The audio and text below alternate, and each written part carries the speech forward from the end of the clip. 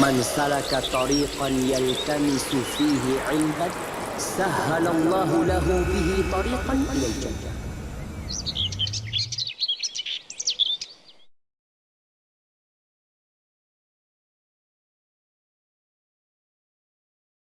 Tanpa status ini begitu gampangnya dijalin, ya, hubungan tanpa status yang kemudian dengan begitu enaknya berjalan berdua, membangun rasa yang dirasanya bahwa seakan-akan sudah saling memiliki, seakan-akan sudah saling memiliki, sehingga dia mengklaim pasangan HTS-nya ini tadi sebagai ya milikku, gitu ya, dia menganggap miliknya. The love of his life lah. Gitu. Nah, akhirnya itu yang terjadi. Padahal siapa yang selingkuh, siapa yang diselingkuhin ketika hubungan itu tanpa status. Namanya pacaran ini. Ini kan tidak ada komitmen. Tidak ada komitmen yang harus dijaga. Berbeda dengan nikah. Ketika nikah, bagaimana seorang, kita bicara dari sudut pandang wanita saja. Yeah. Bagaimana mulianya seorang wanita di dalam pernikahan. Bahwa ketika ada seorang lelaki yang berminat dan suka kepadanya, dia bukan, lelaki itu jangan menjadi seorang loser yang dia itu dengan gampangnya berkomunikasi dengan perempuan itu, merayu, menggoda dan lain sebagainya, sampai menguasai hatinya, dan kemudian semau-maunya dia berbuat dengan semau-maunya apa yang dia mau perbuat, dan kemudian dia pergi dan tidak bertanggung jawab. Gitu ya. Sedangkan kita melihat di dalam pernikahan, seorang laki-laki ketika suka dengan seorang wanita, maka dia harus temuin orang tuanya. Bukan sembarangan dia datangin orang tuanya. Dan di situ orang tuanya kemudian melakukan due diligence, ya, melakukan suatu penelitian, tes uji, ya, mencari tahu kamu siapa, latar belakangmu apa. Nah, di sini yang dilakukan oleh pihak keluarga laki-laki, entah itu adalah dari walinya, orang tuanya, atau saudara laki-lakinya, atau kerabat terdekatnya, yang diminta untuk meneliti laki-laki ini baik nggak, cocok nggak untuk putri mereka. Background checking Ustaz ya? Ya. Background checking. Ya, betul. Itu harus dilakukan checking ini. Nah, ini tidak akan terjadi dalam pacaran. Karena kalau sudah terlanjur cinta katanya, betul, yang jelek pun kelihatan bagus. Ya. Sampai dalam pepatahnya dikatakan tai kucing rasa coklat, katanya begitu ya kalau sudah cinta.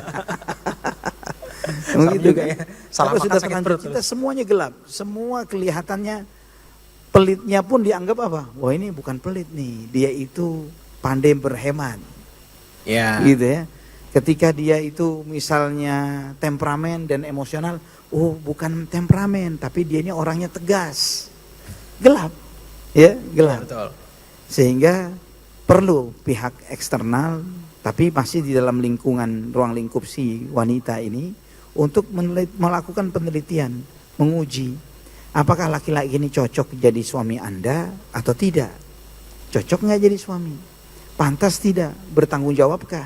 Apakah dia bisa mengemban amanah atau tidak?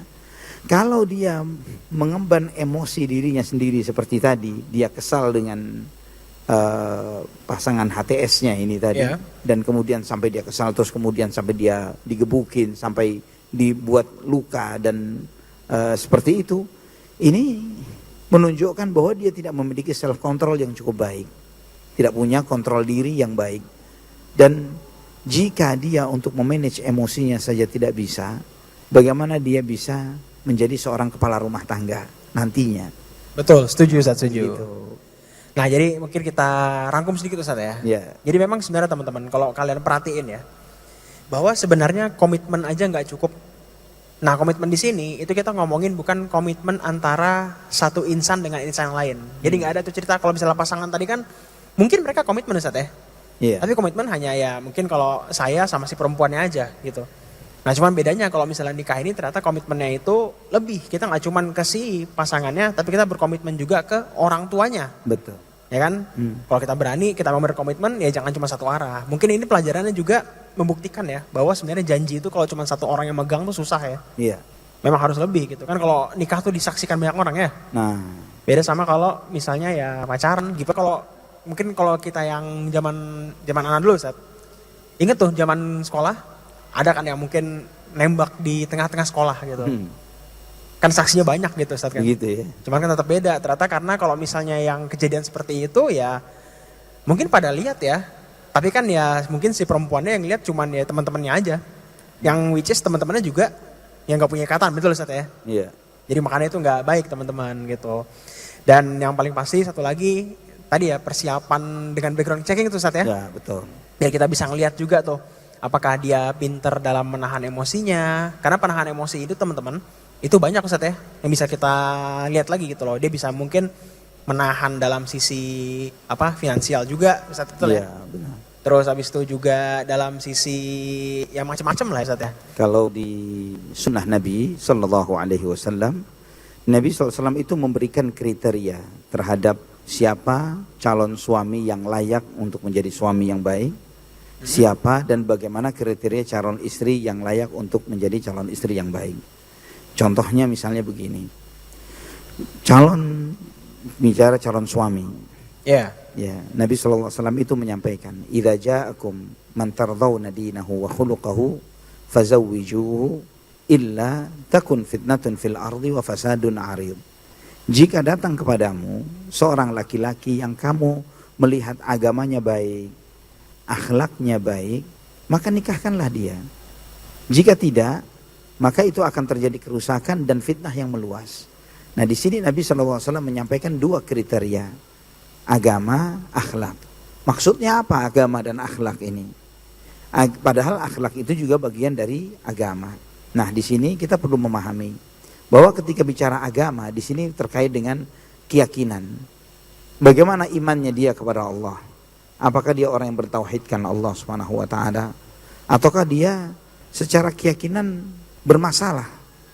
Mungkin dia naudzubillah ya mengikuti pemahaman-pemahaman yang menyimpang, misalnya dia berafiliasi kepada ISIS misalnya yang cenderung untuk teror sana sini, atau misalnya orangnya sangat liberal, agnostik, gak percaya agama, gak percaya Tuhan misalnya, atau agnostik tidak percaya agama. Nah, hal-hal yang seperti ini sangat berdampak nantinya terhadap visi dan misi di dalam berumah tangga. Kemudian bicara agama juga bicara tentang bagaimana sholatnya. Karena seorang laki-laki itu calon imam. Betul. Ya kan gitu kan ya. Dan dia bagaimana dia akan menjadi imam yang baik kalau dianya sendiri nggak sholat misalnya. Nah gitu kan. Iya betul. Agama. Nah kemudian akhlak. Kita bicara akhlak. Padahal akhlak itu bagian dari agama. Kenapa dipecah? Lebih spesifik. Akhlak itu terkait dengan bagaimana sikap seorang terhadap interpersonalnya terhadap orang lain. Jadi bagaimana sikap dia kepada orang tuanya, bagaimana sikap dia kepada saudara kandungnya kalau misalnya dia memiliki saudara perempuan. Apakah dia menjaga, mengayomi, melindungi, ya, hormat, atau dia tidak peduli dengan itu. Kalau terhadap ibu kandungnya saja dia nggak baik, terhadap ibu kandungnya saja dia tidak respect, tidak hormat, bagaimana dia bisa diharapkan untuk bisa menyayangi istrinya? Bagaimana bisa seperti itu? Ini bicara akhlak. Bicara akhlak juga terkait dengan pertanggungjawaban. Ketika Nabi SAW menyebutkan agama dan akhlak, di situ tidak disebutkan tentang dia punya apa, dia sudah punya berapa, ya terkait materi, nggak disebutkan. Karena akhlak itu terkait dengan komitmen dan pertanggungjawaban. Yes. Ketika laki-laki itu siap bertanggung jawab, walaupun dia di awal pernikahan bukan siapa-siapa, bukan apa-apa, artinya zero, tapi someday dia bakal jadi hero. Gitu ya. Walaupun di saat awalnya itu dia adalah nothing, bukan siapa-siapa, tapi suatu saat dia akan jadi something, sesuatu yang bernilai, terutama paling setidaknya adalah bagi keluarganya. Ini bicara insightful insightful sekali, luar biasa. Mungkin teman-teman buat kalian kalau memang lagi mencari-cari nih ya, guidance untuk pernikahan, ini kan terlalu singkat kita setengah jam di sini ya. Mungkin kalian bisa kita ada X banner, bisa ada QR code-nya. Jadi kalian bisa ikut dulu ke dalam grup komunitasnya, teman-teman semua ya. Komunitas apa tuh? Kita jadi ada komunitas nikah muda, Ustaz. Nikah? Nikah muda. Mudah atau muda? mudah, ada haknya. Jadi yang nggak muda pun boleh ikut masuk ke mudah situ ya. Betul. Kalau jadi belum ini nikah. bukan hanya untuk teman-teman yang belum nikah. Jadi buat kalian yang mungkin baru punya anak sampai 4, 5 pun juga ikut gitu. Gitu ya. Karena memang di sini kita mencari bagaimana sih cara kita memudahkan teman-teman untuk mungkin pertama ya persiapannya buat yang belum nikah dan bagaimana cara ya kiat-kiat melewati badainya Ustadz ya. Oke. Nah nih tadi habis selesai dari jawaban Ustadz ya, ada yang agak menarik sih sebenarnya pengen saya tanyakan balik itu Ustadz. Tadi kan ada statement ya yang Ustadz sebut kalau anaknya dia itu gimana ya bilangnya ya, baik ke ibunya gitu loh. Dia sayang sama ibunya. Iya. Itu kan yang kalau anak pun sampai sekarang pun taunya itu sebenarnya adalah tanda-tanda green flag-nya laki-laki lah gitu. Oke. Cuma kan di psikologi nih yang udah cukup banyak saya lihat itu sekarang justru laki-laki yang sayang sama ibunya itu nggak lagi dianggap green flag Ustaz. Begitu, bahkan ada yang bilang itu red flag. Kenapa begitu? Karena itu dikaitkan katanya dia tuh anak apa ya, anak mami, mama, anak mami gitu loh. Yang dia akhirnya banyak sekali mungkin ditakutkan banyak intervensi orang tuanya ke dia gitu. Nah itu gimana Ustaz? Iya, jadi Islam itu proporsional. Dia menempatkan sesuatu pada tempat. Ketika seorang lelaki siap untuk nikah, ada ranah-ranah tertentu di dalam hidupnya di mana dia perlu konsultasi, perlu pendapat, masukan dari mamanya atau maminya, ya. Dia perlu untuk mendapatkan saran dan masukan dari beliau. Tapi di dalam ranah-ranah tertentu, dalam bagian-bagian tertentu di dalam hidupnya, dia perlu mengambil tindakan, action dari dirinya sendiri, keputusan dirinya sendiri sebagai seorang anak laki-laki. Memang ini diatur secara proporsional bagi setiap laki-laki pun menyadari ada batasan-batasan itu. Yeah. Jika misalnya kamu misalnya nih sabun yang dipakai apa? Oh ini tergantung mama, samponya tergantung mama. Kalau misalnya semuanya tergantung mami, oh ini bahaya nih. Ya, ini yang bukan green flag, ini red flag bahaya. Ini red flag bahaya, mami bahaya nih. Akhirnya banyak juga anak-anak yang seperti ini, anak mami yang seperti ini. Akhirnya dia menjalani rumah tangga itu apa kata mami. Nah itu bahaya nih, bahaya banget. Saya pernah kejadian ini satu teman yang ini kejadian banget ini, kejadian terjadi sangat. Bahwa ketika dia sudah menikah, bahkan untuk beli kebutuhan pribadinya itu tergantung maminya. Sampai kebutuhan personal istrinya. Jadi misalnya nih, dia tergantung mau beli, dipilihin maksudnya. Iya, bukan dipilih aja, finansialnya pun maminya yang ngatur. Oh. Ini bahaya nih. Bahkan urusan afwan nih, seorang wanita kan butuh pembalut misalnya. Itu maminya yang ngeluarin uang, bukan dari suaminya. Oh, bukan si anaknya itu. Bukan si suaminya lagi. Ya, bukan ibunya suaminya. Tapi yang jadi ibu mertuanya. Ini kan nggak leader banget, ini bukan leader yang seperti ini. Ini bukan imam maksudnya. Dipimpin sama ibunya malah. Ini betul-betul red flag yang seperti ini. Ya. Jadi ada ketentuan, ada batas bahwa respect, hormat itu harus. Tapi ketika seorang laki-laki sebagai seorang pemimpin, maka dia punya batasan-batasan di mana dia bertindak atas keputusan dirinya dan itu tanpa intervensi oleh orang tuanya. Dan mana yang memang di situ keterlibatan orang tuanya sangat kuat di situ. Ini sesuatu yang memang harus setiap pemimpin atau calon pemimpin di dalam rumah tangga sadar akan batasan-batasan itu. Dan juga ada sudut pandang yang berbeda juga begini, Hanif. Misalnya begini,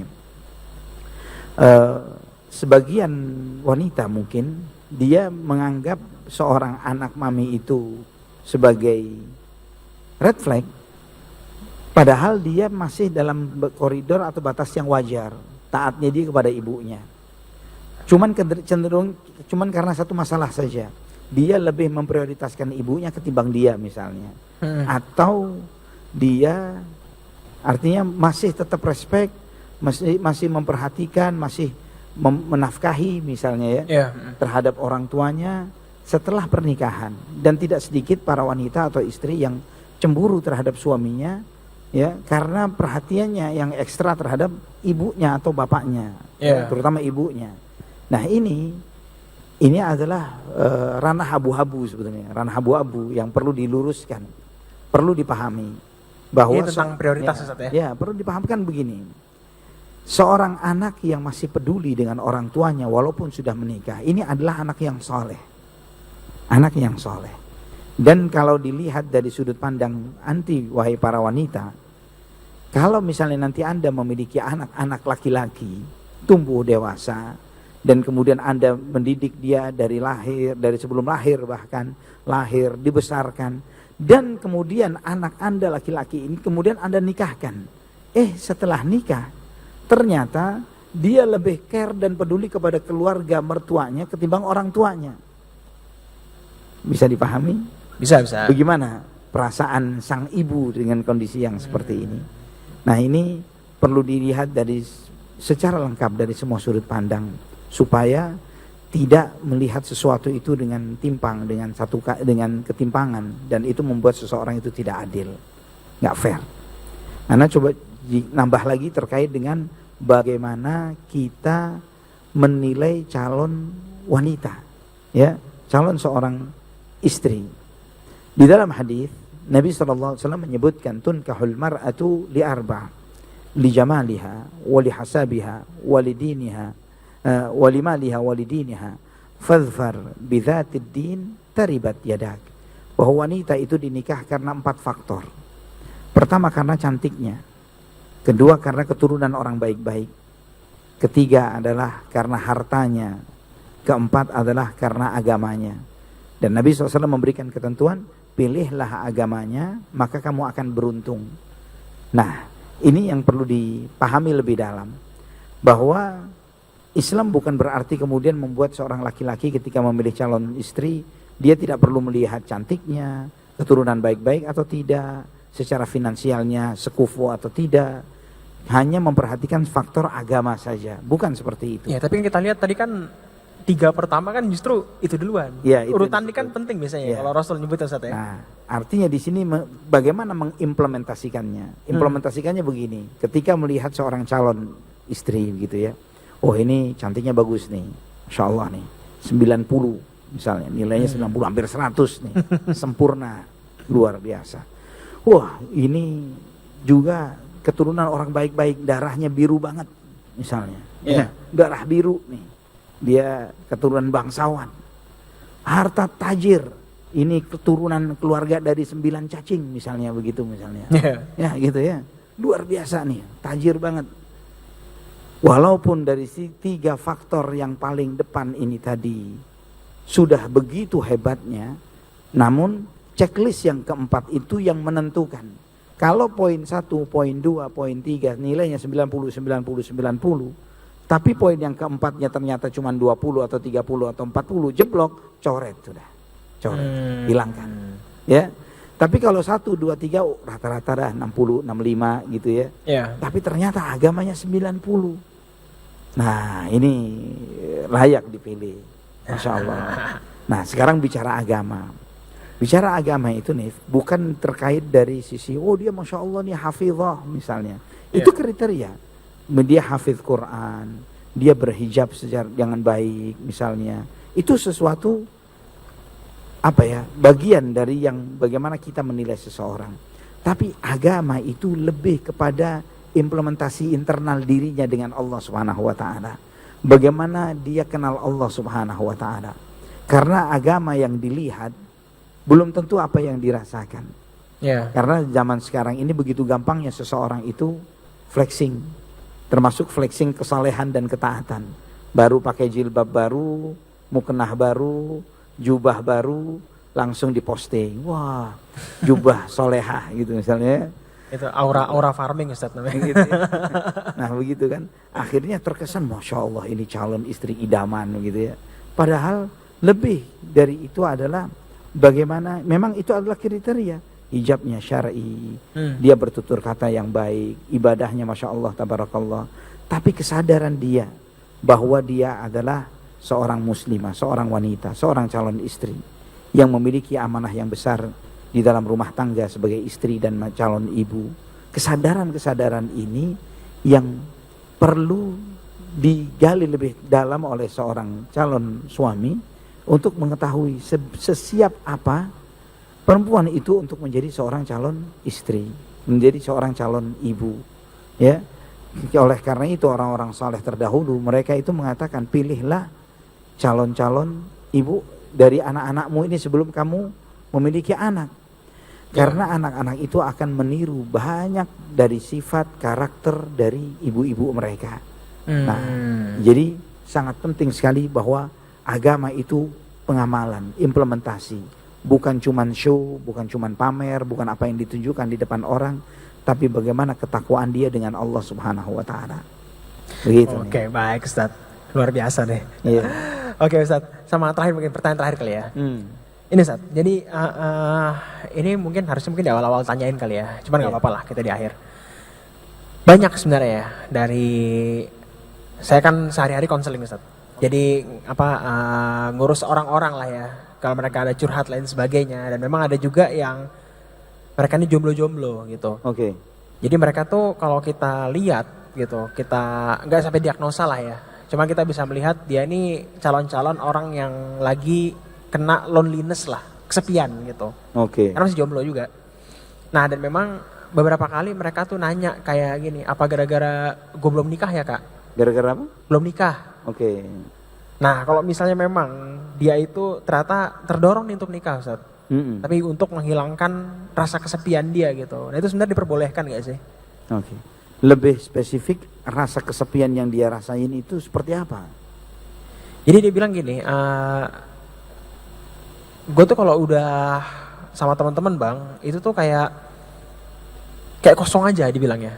Ketika kalau nongkrong sih saya nongkrong aja dibilangnya. Nongkrong, kadang pulang ke rumah gitu. Cuman nanti kalau udah balik ke entah ke kosan, bagaimana tuh rasanya sepi gitu. Rasanya kosong. Bahkan kalau lagi kosong-kosongnya nih, dia mungkin ngubungin temennya main game, katanya nggak keisi juga Ustaz gitu loh. Gitu ya. Apa jangan-jangan belum punya pasangan gitu nanyanya kan. Nah kalau misalnya dari sisi kita sih ya, kita kalau psikologi itu ngomong kayak ya nggak apa-apa, kalau misalnya emang kamu udah siap nikah aja silahkan gitu.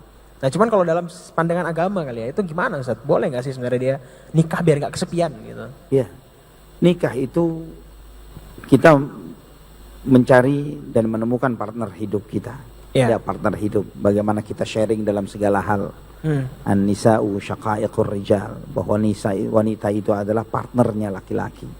Ya, dan Allah Subhanahu wa taala menyebutkan bahwa istri itu diciptakan dari tulang rusuk. Ya, suaminya, gitu ya. Dan itu menunjukkan bagaimana tulang rusuk ini adalah yang melindungi organ yang terpenting di dalam hidup, dalam diri kita, ini urusan jantung, paru-paru, gitu ya. Betul. Dan di situ juga menyampaikan pesan kepada kita bahwa kenapa diciptakan dari tulang rusuk bukan dari tulang kaki. Ya, tulang kaki untuk diinjak enggak, bukan ya. Atau tulang kepala untuk disanjung-sanjung. Tapi rusuk untuk menjadi pendamping, menjadi teman hidup. Dan itu ya memang itulah peran seorang istri terhadap suaminya. Maka ketika Allah menyebutkan di dalam Al-Quran tentang tanda kebesarannya di dalam pernikahan, wa min ayatihi an khalaqa lakum min anfusikum azwajan litaskunu ilaiha. Di antara tanda kebesaran Allah, Allah menciptakan untuk kalian pasangan kalian dari diri kalian sendiri supaya kamu merasa tentram ketika dekat dengannya. Ini ketentraman seorang suami ya ketika dia pulang ke rumah. Yang dia rasakan rumah itu hidup, menyala dan hidup adalah karena adanya istri. Anggap dia pulang ke rumah yang sama, ke alamat yang sama, tapi ketika istrinya nggak ada, rumah itu hanya seperti sebuah wayang mati, benda mati yang tidak ada rohnya, tidak ada jiwanya. Tapi ketika rumah itu ada istrinya di situ dan dia diterima dengan baik di rumah itu, dia merasakan rumah ini hidup, bernyawa. Jadi sebenarnya boleh ya Ustaz ya? Maksudnya boleh, alasan itu diperbolehkan ya? Sangat masalah boleh. Sebenarnya. Sangat boleh. Yang penting gimana persiapinnya lah ya. Betul. Karena kan sebenarnya ya namanya pernikahan ini nggak nyoba-nyoba Ustaz ya. Ini Hanif gak pengen ngasih peluang untuk teman-teman mau nanya gitu ya. Mungkin kasih kesempatan 2 pertanyaan, satu laki, boleh banget sih Ustaz. Kalau misalnya memang ada yang mau nanya, mungkin kita pilih kali ya. Tahu ada yang mau bertanya sebelum kita sholat tarawih nih. Ya silakan. Mungkin bisa 2 orang. Nah yang pertama langsung angkat Ustaz. Bapak peci putih, baju biru. Mungkin dari panitia ada mic nggak? Nggak ada syarat ya. Sudah nikah atau belum nikah nggak ada syarat, nggak ada ya. Yang bagi penanya nih. Kayaknya nggak apa-apa deh, Ustaz. Bebas boleh aja. Ya? Bebas aja. Nggak perlu ditanya sudah nikah belum, nggak perlu ya. Kalau kita tanya sekarang boleh sih. Kan kita tanya kan dari mana. Oke, boleh, silahkan. Silahkan.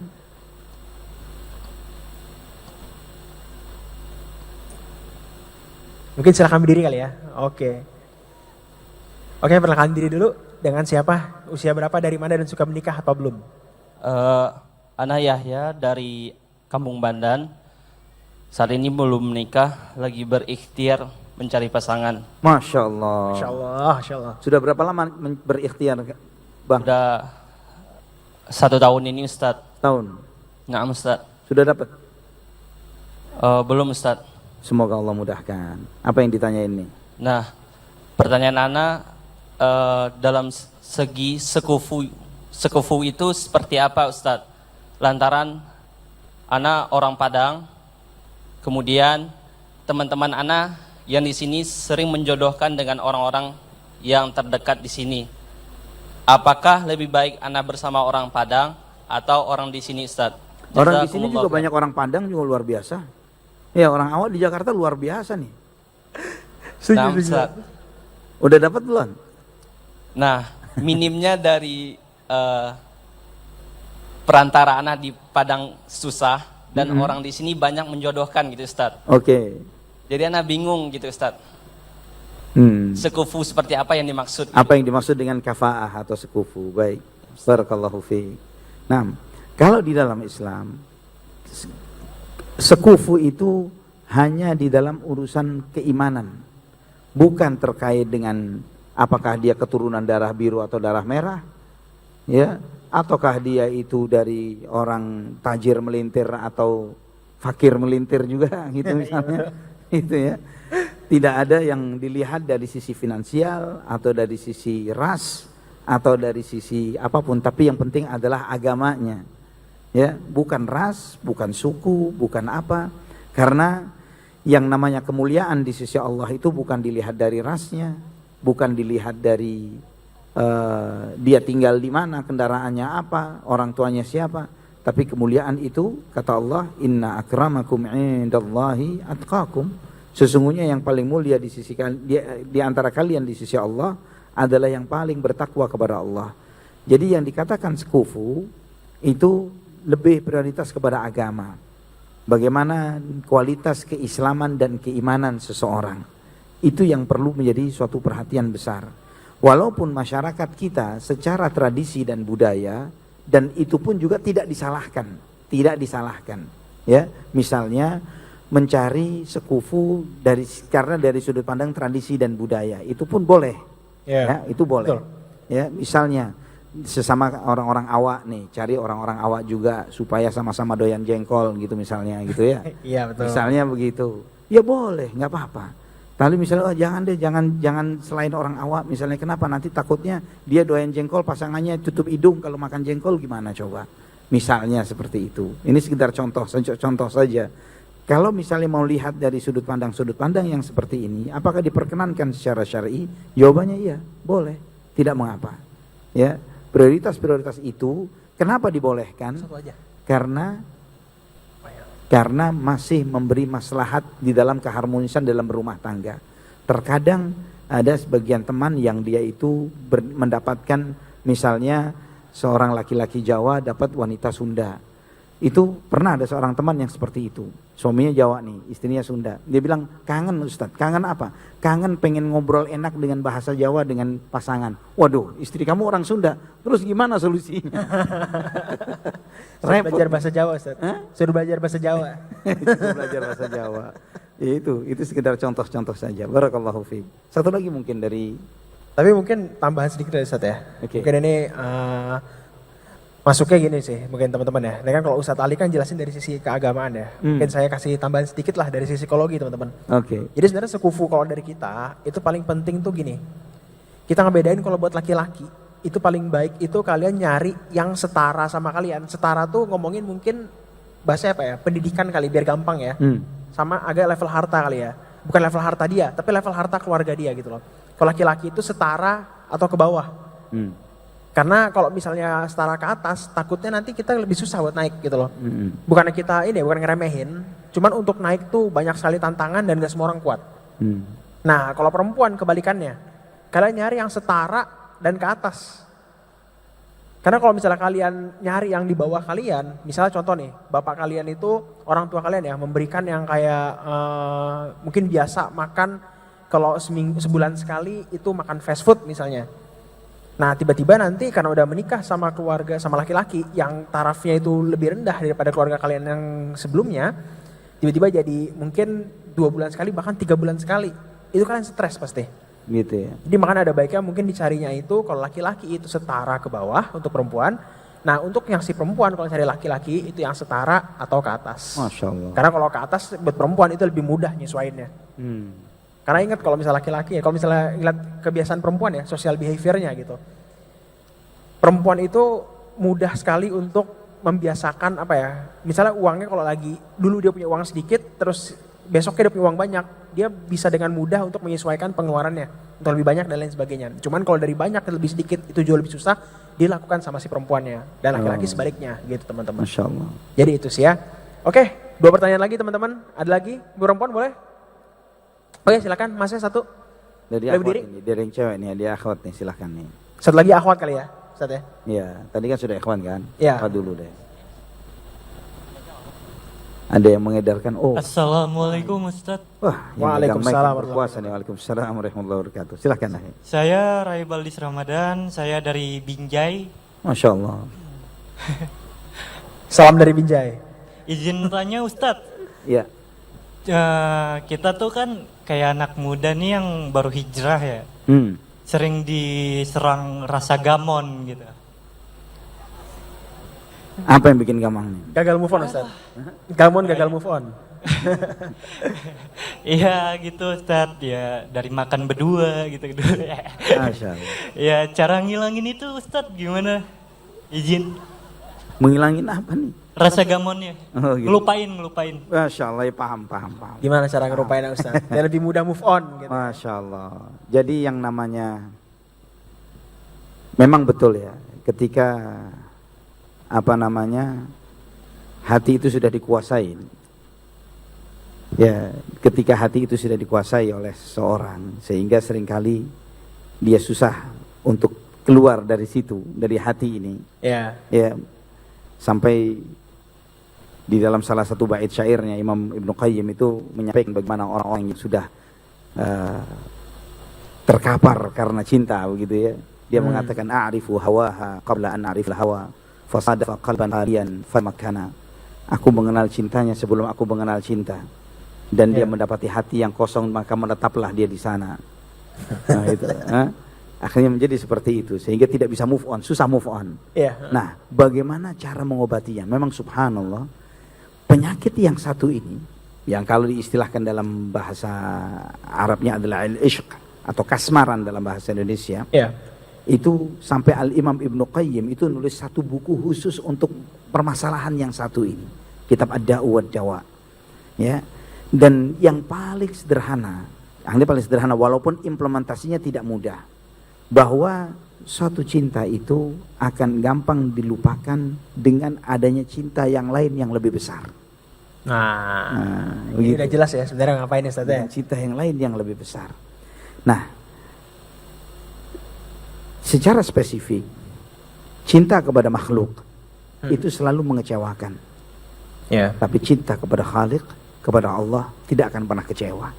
Allah tidak akan pernah mengecewakan siapapun yang mendekat kepadanya. Betapa sering kita dikecewakan oleh orang, tapi kita tidak akan pernah mendapatkan kecewaan itu dari Allah Subhanahu wa taala. Maka jika Anda, jawaban singkatnya sederhananya, mendekat kepada Allah, beribadah kepada Allah, tumbuhkan rasa cinta kepada Allah.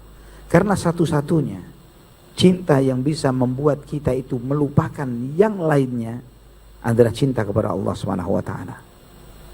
Gitu Ustaz ya? Begitu. Jadi itu teman-teman udah jelas ya. Jadi makin giat beribadah Ustaz ya, justru ya. Kita tutup cinta dari manusia itu untuk cinta kepada Allah Subhanahu wa taala teman-teman semua. Oke, pertanyaan terakhir dari perempuan kali ya. Oke, silakan berdiri.